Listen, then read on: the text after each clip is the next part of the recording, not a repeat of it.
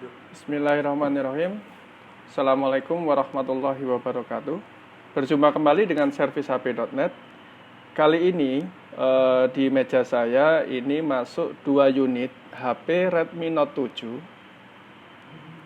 7. Ini dua-duanya semua X-Air ya. Jadi ini historinya semua sama, kena air.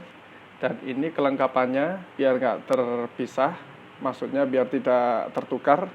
Ini untuk yang ini, anggap aja ini handphone Redmi Note 7 tipe A, kelengkapannya di sini. Redmi Note 7 tipe B, kelengkapannya di sini.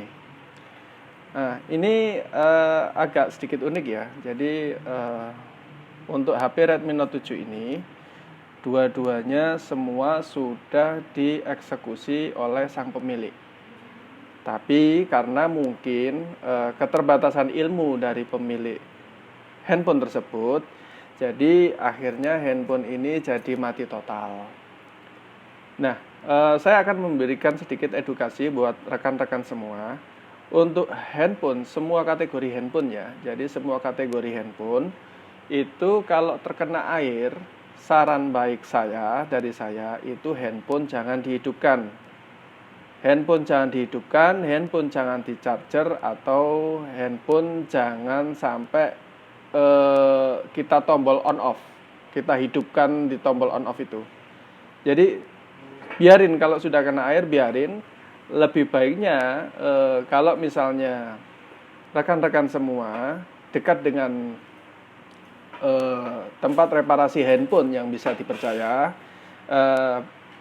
bisa disampaikan kalau historinya ini X-Air, tolong dibantu untuk pembenahan.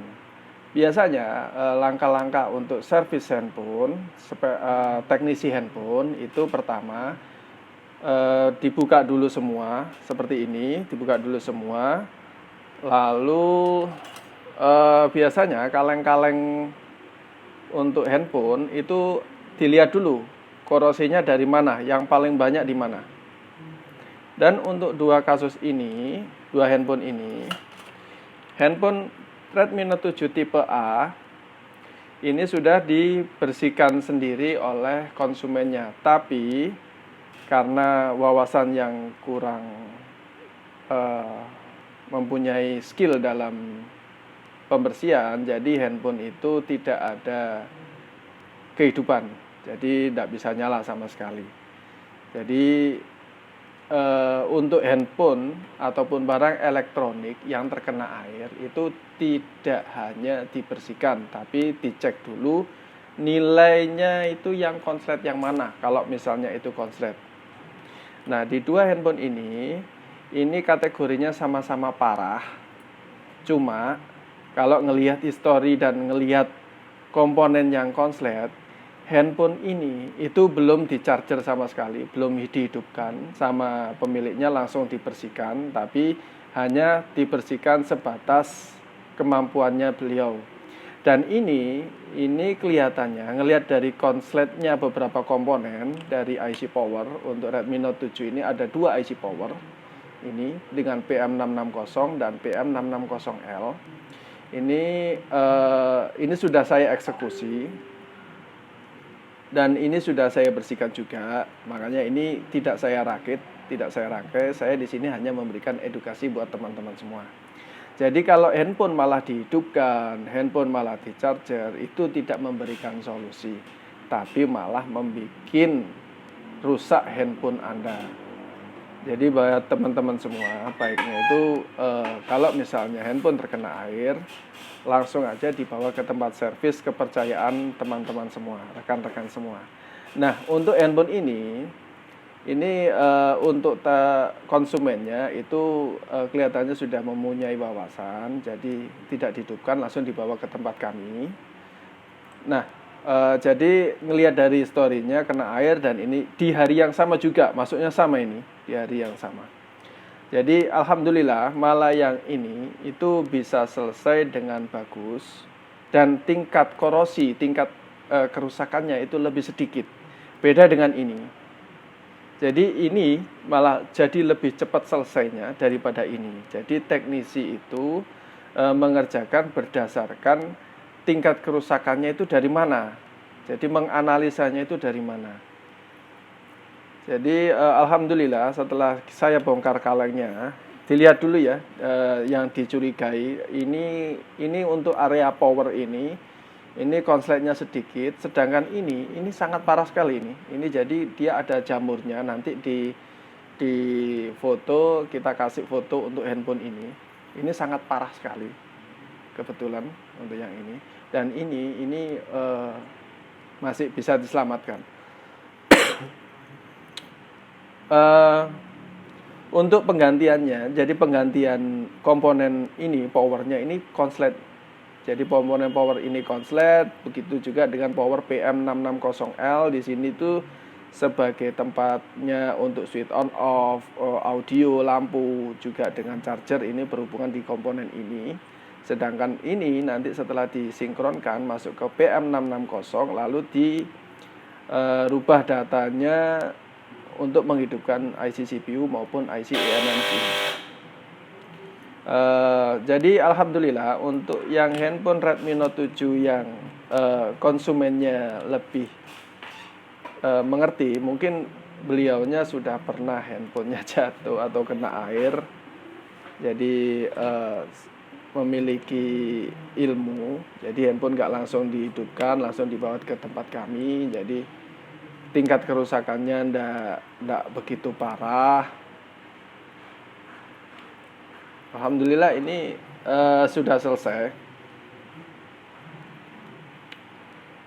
Insya Allah ini dengan kelihatannya kondisi fisiknya maupun yang lain-lain itu handphone ini masih layak kalau menurut saya. Tadi sempat juga touchscreen-nya tidak bisa karena area sini ada beberapa konslet, jadi sudah saya reparasi, sudah saya ganti beberapa komponen pendukungnya. Alhamdulillah handphone ini sudah bisa berfungsi dengan sempurna.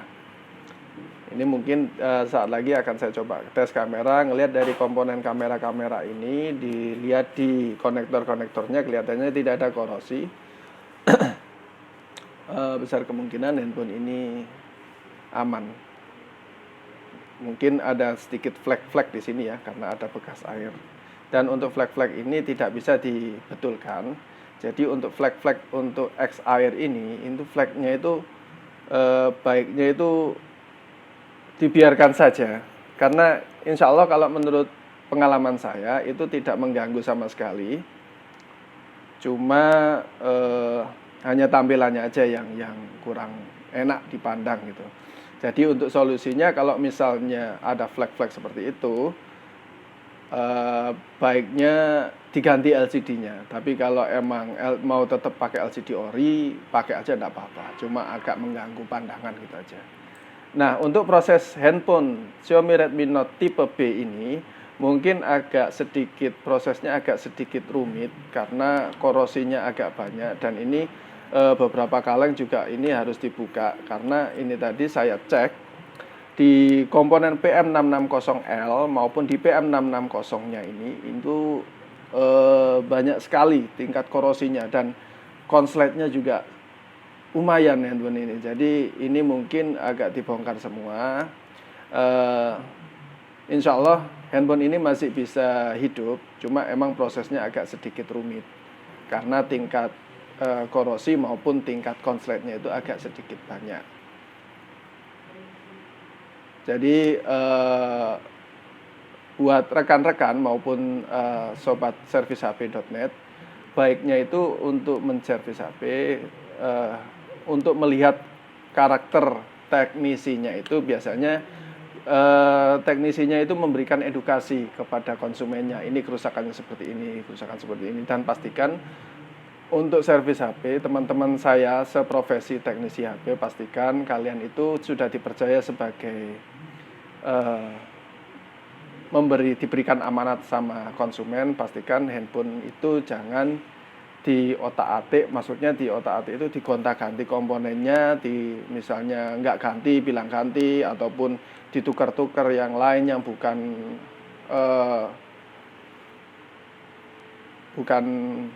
haknya. Jadi biasakan untuk mengerjakan handphone itu jadilah teknisi yang amanah, teknisi yang jujur, karena sumber dari uang itu, sumber dari rezeki yang kalian dapat itu untuk kehidupan kalian, kehidupan keluarga-keluarga kalian. Nah, sampaikan apa saja yang konsumen ingin dimengerti, jangan membuat konsumen itu bingung. Oke, salam dari saya. Mungkin ini yang bisa saya kasih edukasi. Insya Allah ke depan nanti akan saya kasih edukasi lagi untuk handphone kena air yang lebih spesifik dan lebih baik tentunya. Karena ini karena prosesnya agak sedikit lama dan pembongkaran kaleng-kalengnya ini juga agak sedikit lama, jadi saya ringkas. Oke, sampai di sini dulu teman-teman semua. Semoga ilmu yang saya share di sini bisa bermanfaat. Wassalamualaikum warahmatullahi wabarakatuh.